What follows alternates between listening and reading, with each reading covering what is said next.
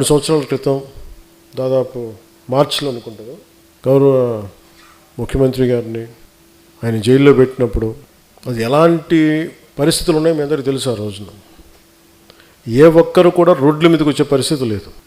ఆ రోజున జనసేన నిలబడింది. ఆ రోజున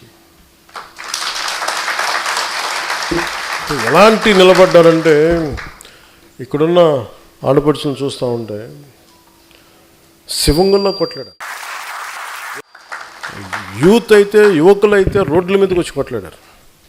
కేసులు ఉంటాయా పోతాయా ఏమైతే అది అవుద్దని తెలంగాణ బోర్డర్ దగ్గర నుంచి వైజాగ్ దాకా మొత్తం నలుమూలల పల్నాడు కావచ్చు, గుంటూరు జిల్లాలు కావచ్చు, ప్రకాశం జిల్లా కావచ్చు. ఈరోజు అన్నీ అయిపోయిన తర్వాత అందరూ మెత్తబడిపోయారు. అందరం కడుపు నిండిపోయింది. అందరిగా పౌరుషం చచ్చిపోయింది, చావు చచ్చిపోయింది. మళ్ళీ మీ అందరికీ ఖడ్గతిక్కిన కథ అనిపించాలి నేను.